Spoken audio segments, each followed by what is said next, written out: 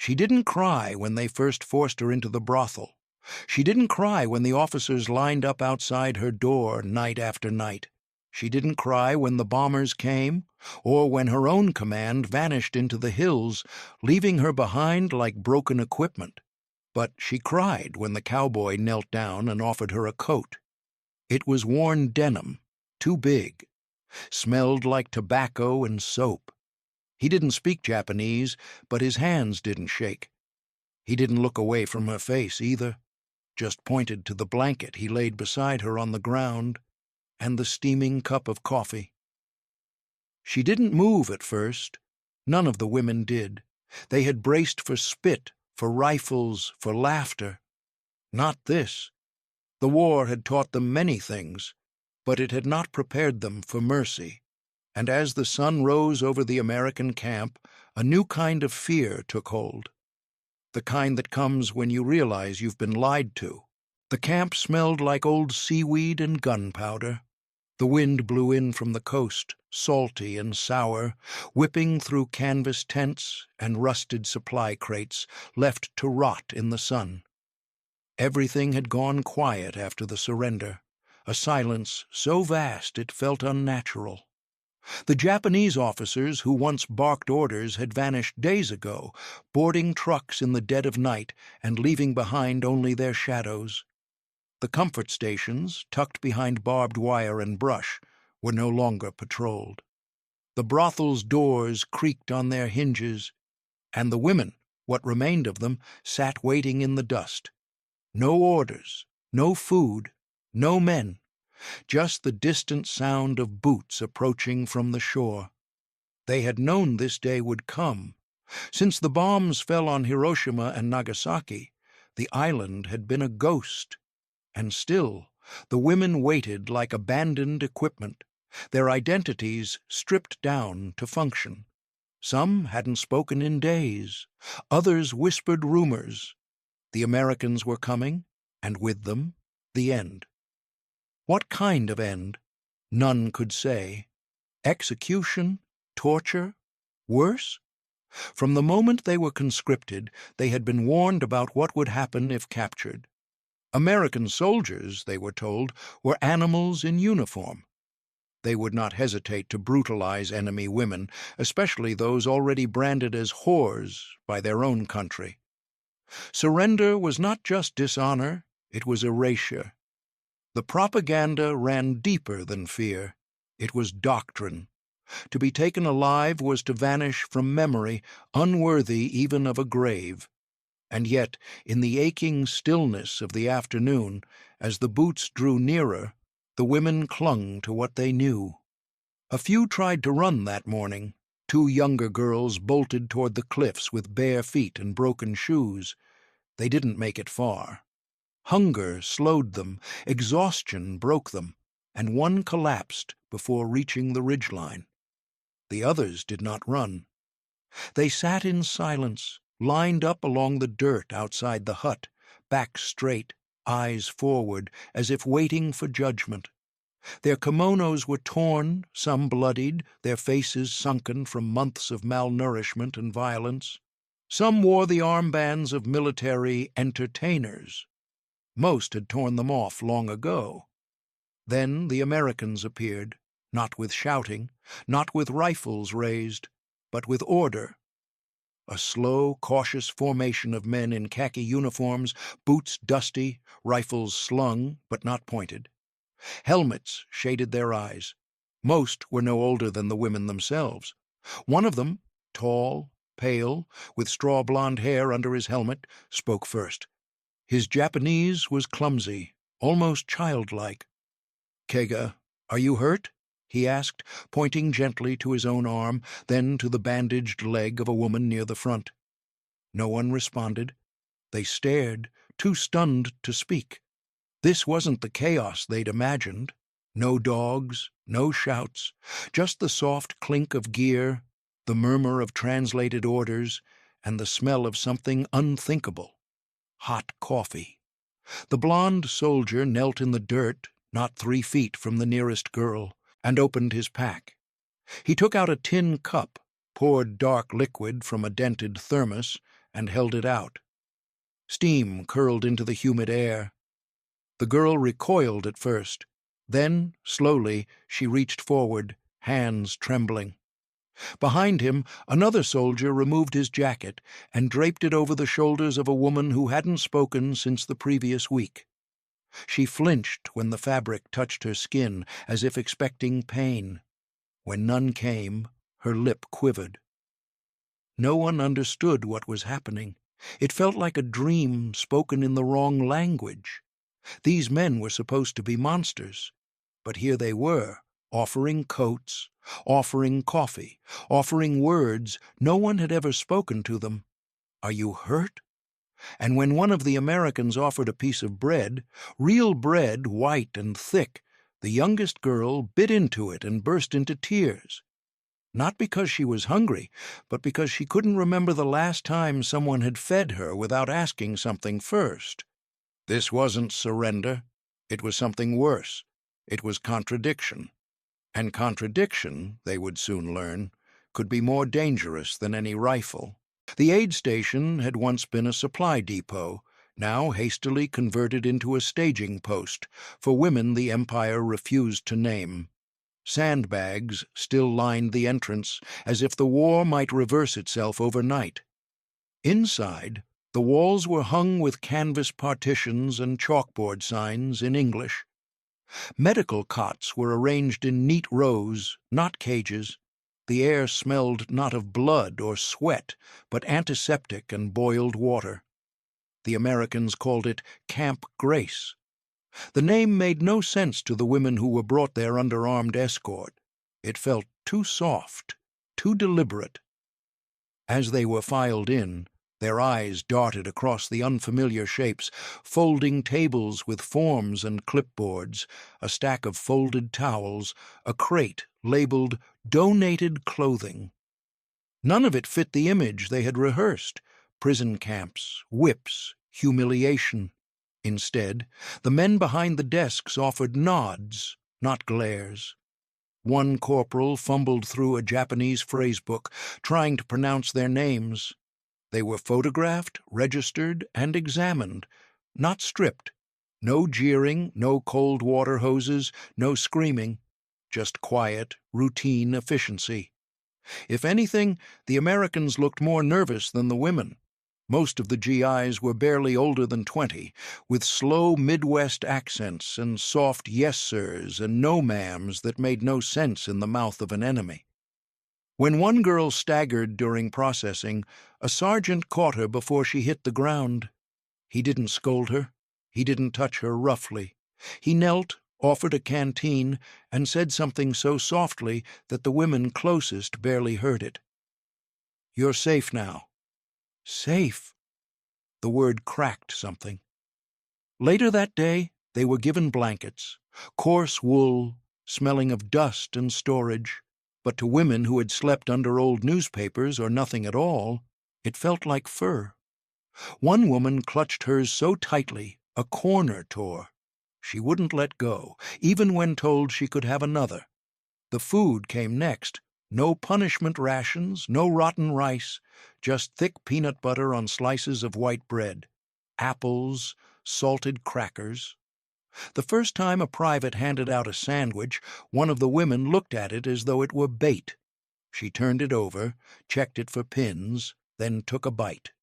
Her knees gave out. She slid to the ground and sobbed into her hands. These moments happened again and again. A woman handed a towel and soap began to tremble uncontrollably.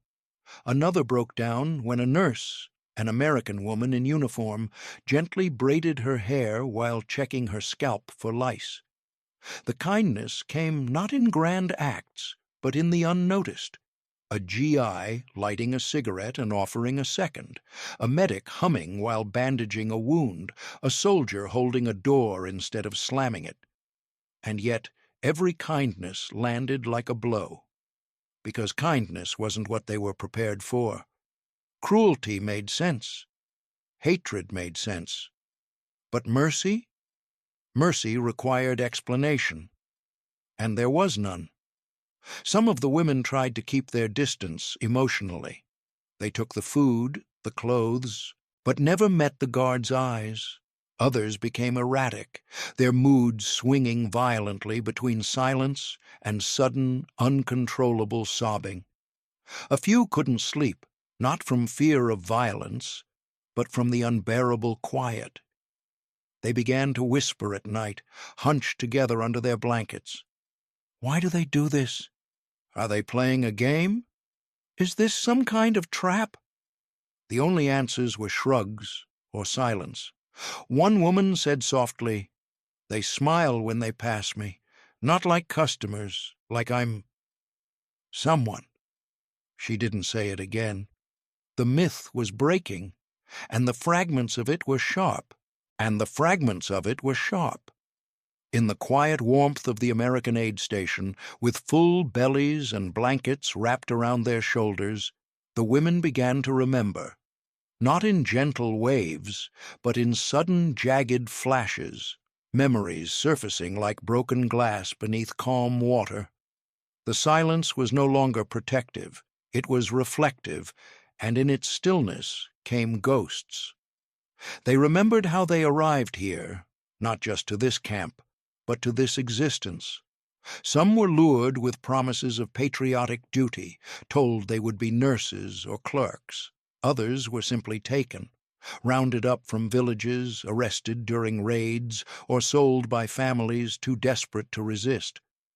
The war had many mouths, and girls made convenient offerings. When the recruiters came in their polished boots and crisp uniforms, they spoke with pride and deception. Service to the emperor, they said, a noble cause, a safe posting far from the front. It was a lie that began the unraveling.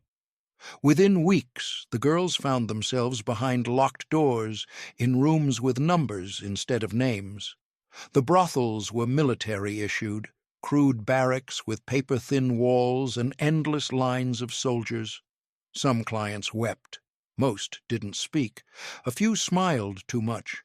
The women were assigned schedules, expected to endure dozens of visits each day. Refusal was met with fists, or worse. Complaints vanished into paperwork that no one read.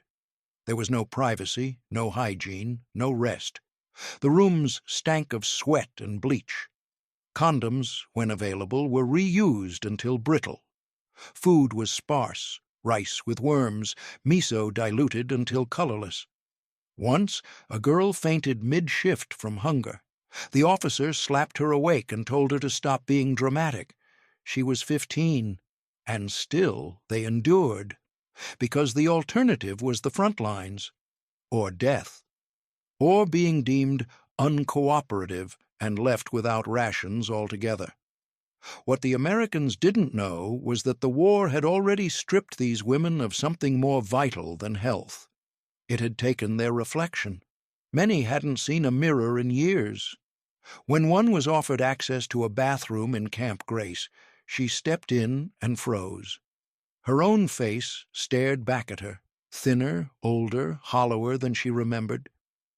She touched her cheek, then turned away, because what stared back wasn't a person.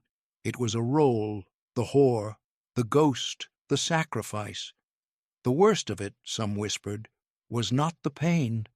It was the invisibility, the knowledge that even in the machinery of empire, they were not warriors or citizens or even women. They were inventory. They were use. And now, here, being fed by the enemy, being spoken to as people, that knowledge began to unravel. Some couldn't handle it. One woman scratched her own arms raw when an American medic offered to rewrap her bandages. Another curled into a corner, refusing food, whispering, "It's a trick. They just want to soften us." The trauma was not in the moment, but in the rewiring. What does it mean to be treated with dignity after so long without it? Guilt surfaced, too. Not the guilt of what had been done to them, but the guilt of surviving it. Some had watched younger girls die from infections, malnutrition, suicide. Others had passed along rumors, obeyed officers, kept their heads down to stay alive. Now they sat in clean sheets, wondering if that made them complicit, wondering if their families would call them traitors for surviving. They didn't speak of these things in full sentences, only fragments, hints, a touch to a scar, a sudden silence at the word home, and still, every day they were handed soap, food, fresh clothes, a name spoken without judgment. But the war inside them had only just begun. It began with something so small it seemed almost laughable, a tin can filled with pencils. A corporal brought it in one afternoon, along with a stack of lined paper, and placed them on a wooden bench under the shade of the mess tent. No announcement, no speech, just a nod and a single phrase spoken slowly in English and translated haltingly into Japanese. "You may write to your families now." The silence that followed was heavy. A few women looked up. Most kept their eyes on the ground. No one moved. The idea of writing home, of forming sentences, of reaching across the ocean with words, they had buried that hope long ago. Letters were for people who mattered, soldiers, officers, not them. But then, tentatively, one woman stood. She stepped forward, picked up a pencil with fingers that still trembled from nightmares, and sat down. She stared at the blank page for a long time before writing her name. Slowly, others followed. The first letters were short, awkward, carefully neutral. One woman simply wrote, "I am alive." Another scribbled, "The Americans give us food." A third asked, "Is anyone still there?" No one wrote about what had happened. Not yet. There were no words in any language for the kind of silence they had lived through. But even the act of writing was its own rebellion against erasure. It meant they still had names, still had stories. And the Americans did not read the letters aloud. They collected them gently, placed them in canvas sacks, and promised they would be delivered. Whether that promise was true hardly mattered. What mattered was that someone had given them a voice. That night, after the letters were gathered, the camp was quiet. The air smelled faintly of meat and wood smoke. Somewhere near the outer guard post a harmonica began to play. The sound floated gently across the tents. It wasn't a tune they recognized, slow, wandering, with notes that bent like weeping willow branches in the wind. It was not a march, not patriotic, just tender. The effect was immediate. One woman froze with her spoon halfway to her mouth. Another set down her cup and closed her eyes. For some, the music unlocked nothing, but for others, it was an ambush. They had not heard music in years. Not like this, not free of function. The only melodies they remembered were from their childhoods. Mothers humming lullabies, village songs sung during harvest. After that, music had become noise, parade drums, war anthems, screams. Now this simple melody, played not for them, but near them, felt like an open window. One woman stood and walked toward the sound. She didn't know why. She didn't ask permission. She just followed it. Near the fence, under the pale light of the moon, a young American sat on an overturned crate, harmonica pressed to his lips. He looked up when he saw her, startled, but said nothing, just kept playing. She stood there for a long time. When he finally finished, she bowed. He bowed back. No words. The next day, something stranger happened. During morning roll call, an American sergeant tried to speak her name. It was a difficult name, full of syllables foreign to his tongue.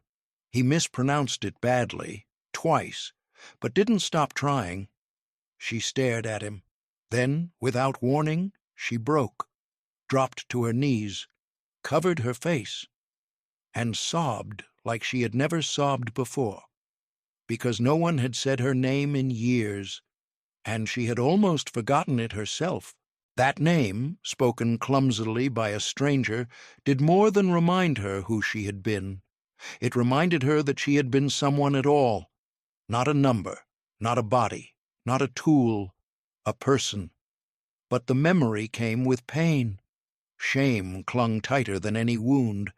It was not something the Americans could wash away with soap or soothe with food.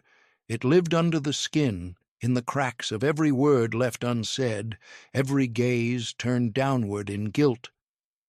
At night, when the camp lights dimmed and the guards' voices softened into background murmurs, the women whispered in their cots. The conversations were never loud. Shame didn't allow for that. "If they see me as a person," one woman said, her voice barely audible, "why can't I?" Another responded after a long pause, "Because we know what we did." That was the lie they had been taught to swallow, that they chose it, that survival had been a decision, and that decision made them complicit. Even now, with American nurses dressing their wounds and soldiers offering smiles instead of smirks, that shame throbbed like a phantom limb. Each act of decency only deepened the ache. The blankets, the books, the letters, they were lifelines.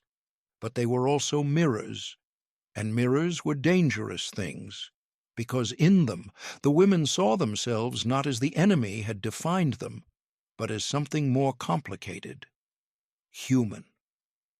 And being human meant remembering everything they had tried to forget. One morning, a young GI brought a box of lipstick tubes to the mess tent. Supplies, he explained, that had been salvaged from a shipment. Some of the women laughed awkwardly, unsure if it was a joke. Lipstick? Here? But he set the box down with no fanfare and walked away. They stared at it like it might explode. One woman picked up a tube, turned it in her hands, and then carefully applied the soft red color to her cracked lips. She blinked. No one laughed. She looked alive. But she left it on the table when she stood to go, because dignity felt dangerous. To accept dignity meant believing they still deserved it, and that belief required a confrontation they weren't ready for. What if they had been wrong to survive? What if their families could never forgive them for living through something that others had died resisting? No one spoke of home without tension in their jaw. They imagined the return not as redemption, but as exile, to arrive on the shores of a ruined Japan not as heroines, not even as survivors, but as disgraced women, as ghosts. One of them folded a letter she had written and tucked it into her pocket, never to be sent. It read, "I am safe, but I do not know if I will ever be forgiven." In the mornings they stood for roll call with heads held a little higher, not from pride, but from the aching weight of rediscovered selfhood, a burden they had not asked for, but now could not let go. And still, every act of respect from the Americans was met with the same response: flinching, then silence, then the slow unraveling of a belief system that had taught them suffering was all they deserved. One night, a guard offered a woman his jacket in the cold. She took it with shaking hands, then later left it folded outside his post. She could take his warmth, but not his mercy. Not yet. Because sometimes healing feels more violent than hurt. It happened on a morning thick with humidity, when the sky looked bruised and the air clung to the skin like a fever. One of the quartermasters, an older American with silver at his temples, walked through the aid station carrying a stack of wool blankets. Real wool, thick, heavy, the kind reserved for soldiers, not prisoners. He placed them on a table and motioned for the women to take one each. No ceremony, no speeches, just a gesture. But the women approached as if the blankets were sacred objects. To them, they were. Blankets had been weapons in the past, given or withheld as punishment, traded for favors, soaked in rainwater as deterrence. Now, receiving one without conditions felt impossible. One woman touched the fabric, then snatched her hand back as if burned. Another lifted the corner and pressed it to her cheek. She nearly collapsed from the softness. Soap, too, became a kind of miracle. Bars of pale yellow, smelling faintly of citrus, were placed in baskets near the washing stations. Clean clothes, folded neatly, waited on wooden shelves. These items were once symbols of hierarchy, luxuries granted only to officers or stolen by guards. Now they lay openly in the light, offered without shame. One woman whispered, "Why give us these? We are not worth it." No one answered, but a sergeant walking by paused, looked at her, and simply said, "Everyone is." She didn't understand the words, but she understood the tone, and that tone unsettled her more than any demand ever had. Later that week, the Americans introduced a new system. Volunteers could sign up to help in the kitchens, laundry, or basic maintenance. At first, the women froze. The word work had been a curse for years. Forced labor, endless shifts, aching bodies. Work meant ownership. Work meant no freedom. But volunteering? That was different. When the corporal explained, gesturing with open palms, the women exchanged confused looks. Work because they wanted to? Not to survive, not to obey, but to participate? The first woman to step forward was one who had barely spoken since arriving. She pointed to herself, then to the kitchen. The corporal nodded. She was given an apron, a pair of gloves, and a job that involved peeling potatoes. Simple, repetitive, unthreatening. As she worked beside two American cooks, something startled her. They chatted, not to her but around her, about weather, about baseball, about nothing. Ordinary human noise. She peeled potatoes until her fingers ached, and for the first time in years, she felt useful, not used. Others followed. Some helped with laundry, folding uniforms still warm from the sun. Some swept walkways or carried boxes. One woman helped clean a storeroom, humming softly under her breath. It was a quiet revolution, but the moment that truly cracked the world open happened at dusk. A GI, young, freckled, with a drawl thick as syrup, approached one of the women who had been sweeping leaves outside the mess hall. He tipped his hat, smiled, and said, "Thank you, ma'am." She froze. Ma'am, a title reserved for dignity, respect, personhood. The word struck her like a physical blow. She dropped the broom.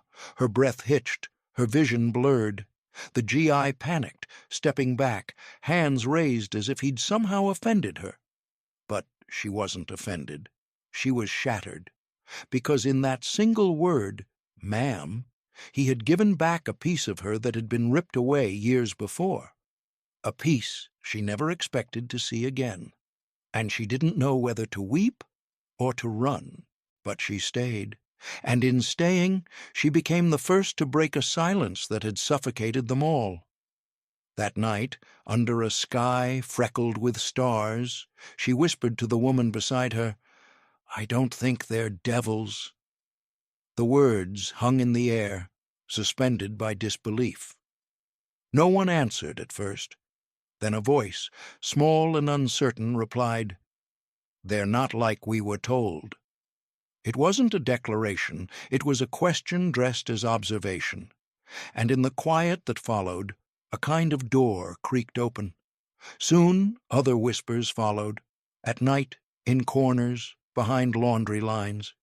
Women who had once only spoken of pain and survival began to share glimpses of something else: curiosity, confusion, even wonder. Not all agreed. Some warned it was a trap. Others nodded silently, afraid to say aloud what they were starting to feel: that these men, their enemies, were not monsters. In the daylight, it became even harder to reconcile the image they'd been given with the reality unfolding before them. The GIs didn't carry whips, they carried crates.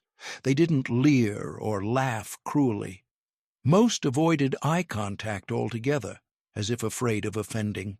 And they were so young, barely more than boys, some not even old enough to grow a full beard. One confessed, through a translator, that he missed his mother's apple pie. Another showed a woman a photograph of a baby girl with ribboned pigtails, his daughter. They told bad jokes, they played cards with too much enthusiasm, and when one of the women collapsed from heat stroke, a soldier scooped her up and carried her, not like property, but like someone worth saving. The realization was not gentle. It came with a jolt of cognitive whiplash. If these men were not devils, what did that mean about everything they'd been taught? About the war? About themselves? It was safer to hate. Hatred didn't ask questions. But kindness? Kindness demanded a reckoning. One afternoon, while hanging sheets to dry, a woman heard laughter, high, clear, and sudden. She turned to see one of the younger women pointing at a GI who had tripped over his own bootlaces, dropping a pan of carrots. The sight was ridiculous, and for the first time in years, she laughed. A real laugh. Not polite, not bitter. A laugh pulled from someplace deep and forgotten. But the moment it escaped her mouth, she clamped a hand over it. Her eyes widened in horror. She had laughed, as if joy was still allowed, as if she hadn't seen friends die, hadn't been used until she forgot her own voice. The other woman looked at her, then looked away. No one spoke, but something had shifted, because laughter, like grief, is contagious. By that evening there were more quiet smiles, more relaxed shoulders. A few even began to respond when spoken to in English, nodding, miming, sometimes even replying with broken words. One girl found the courage to ask a GI his name. When he answered, "Earl," she tried to say it. She failed, and they both laughed, together. This wasn't healing, not yet, but it was its whisper. And when healing begins with laughter, it also begins with guilt, because they weren't sure what was worse, being treated as animals or being reminded they were human. But the whisper had started, and it could not be taken back. The morning was thick with the scent of rain-soaked earth, the kind that makes the ground soft beneath your feet and the air taste like something almost sweet. That's when he appeared, the lanky soldier from Kentucky, the one with the slow drawl and the habit of tipping his hat, even when it wasn't necessary. In one hand he carried a small envelope, in the other a stubby trowel. He approached the edge of the women's compound, just beyond the tents, where the grass gave way to a patch of stubborn dirt. He held out the envelope and pointed to the soil. "Seeds," he said with a soft grin, as if that explained everything. "Grow something." The woman didn't understand the words, but she didn't need to. She looked at the packet, then at the dirt, then back at him. And for the first time since the world had ended, she felt the flicker of something she hadn't known she still possessed. Desire. Not desire for escape, or revenge, or even answers. Just to make something live. She knelt slowly, taking the packet from his outstretched hand. Her fingers brushed the paper. Inside, the seeds were light as ash. They rattled faintly, like whispers waiting to be spoken. She dug a shallow trench with the trowel, placed the seeds with care, and covered them with soil. The dirt was cool, damp. It clung to her hands like memory. A few other women came to watch. No one spoke, but something passed between them, a quiet reverence like watching a prayer take root. They had known blood in the soil. Now, for the first time, they might know green. That day, she checked the patch 3 times, even though she knew it would be days before anything sprouted. It wasn't the growing she needed. It was the trying. Every morning after, more women came to help.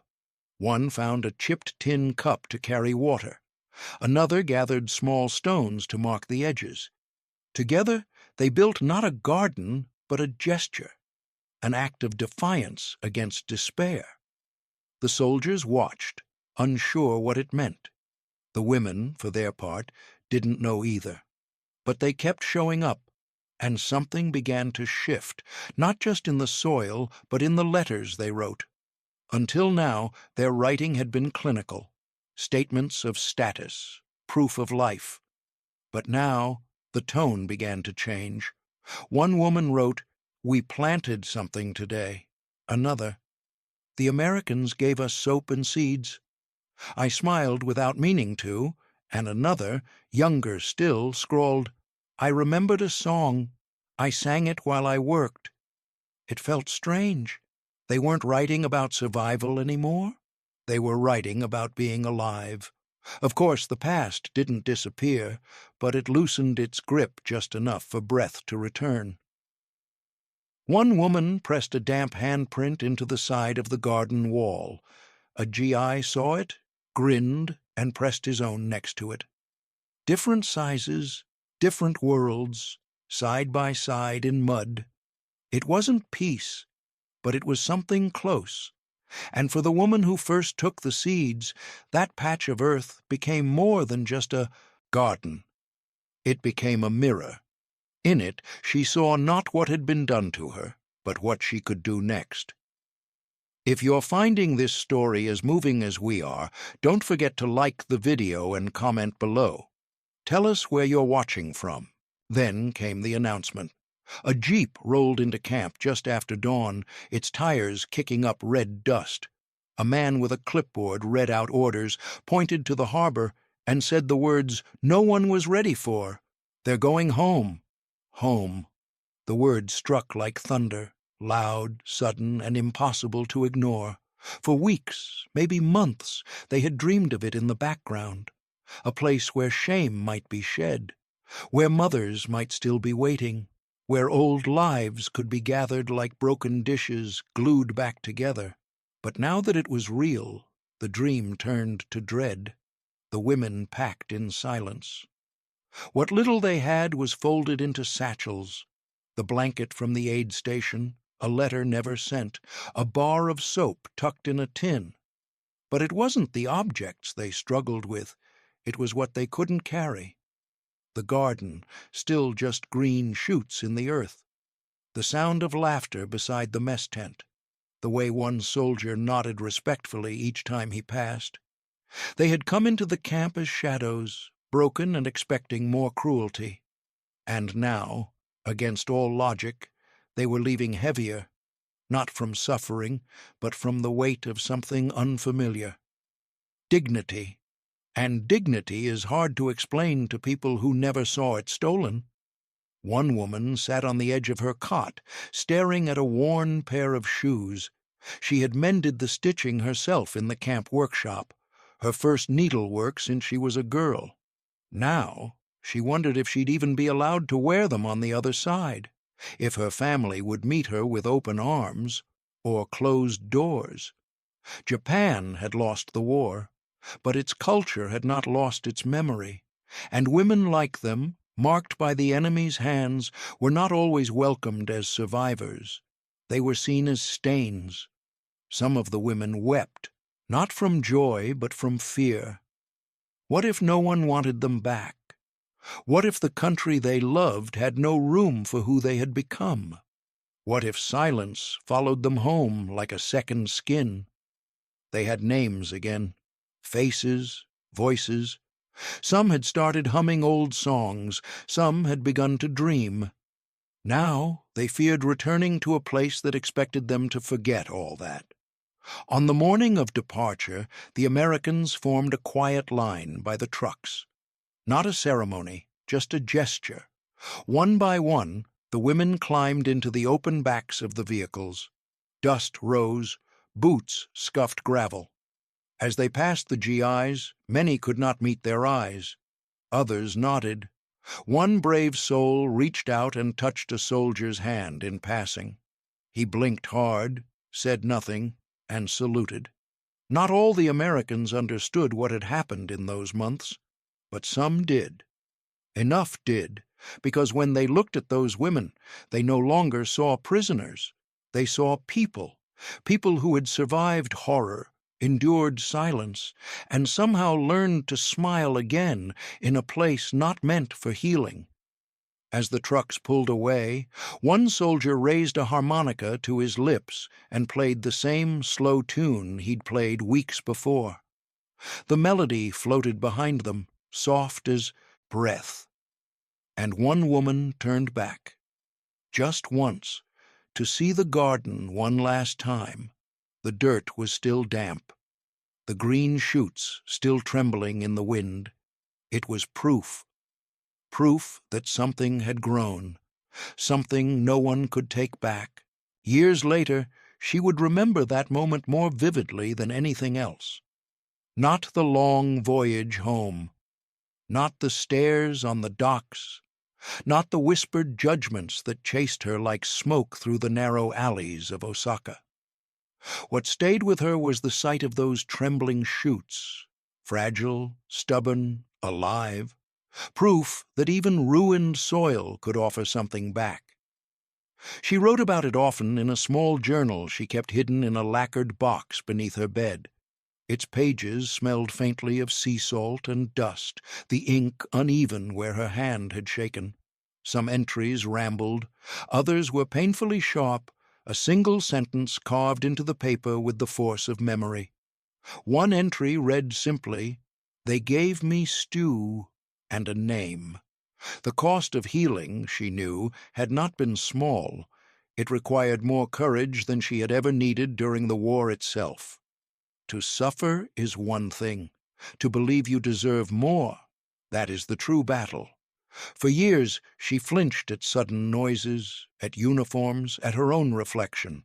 She avoided mirrors, afraid the old version of herself, the girl swallowed by the brothel, the ghost hidden in the back room, would stare back. But slowly, painfully, she learned to trace the lines of her face with gentler eyes. Healing did not mean forgetting.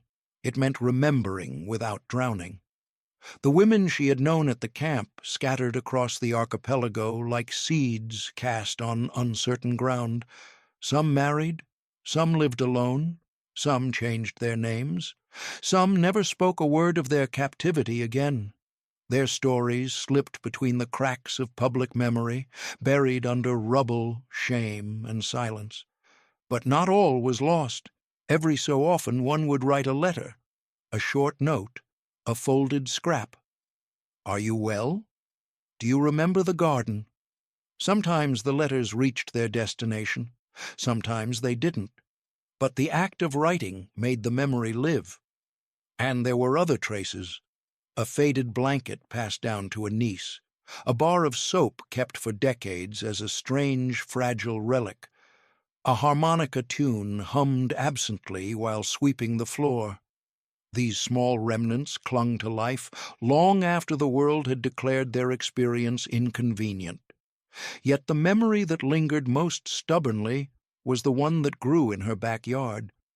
Behind her small home in Osaka, wedged between concrete walls and crooked wooden fences, she tended a modest garden. Nothing grand, nothing even particularly successful. The soil was stubborn, packed with stones and fragments of old clay. She worked it slowly, her hands no longer as steady as they once were. But each spring, without fail, flowers bloomed there, bright, fragile, defiant. They came from the seeds the cowboy had given her, a man whose name she never learned, whose language she barely understood, whose kindness had cracked open a world she thought forever closed. She often knelt beside those flowers, touching the petals with a reverence that bordered on prayer. Not gratitude for him, exactly, but gratitude for what the seeds had demanded of her, the decision to grow, That was the true gift, not the blanket, not the stew, not even the word ma'am, but the invitation to live again. In her journal's final entry, written in a hand slowed by age but sharpened by clarity, she wrote, "War tried to make me soil. He showed me I could still be seed. If this story moved you, please like the video and leave a comment below. Let us know what country you're watching from. And thank you for listening."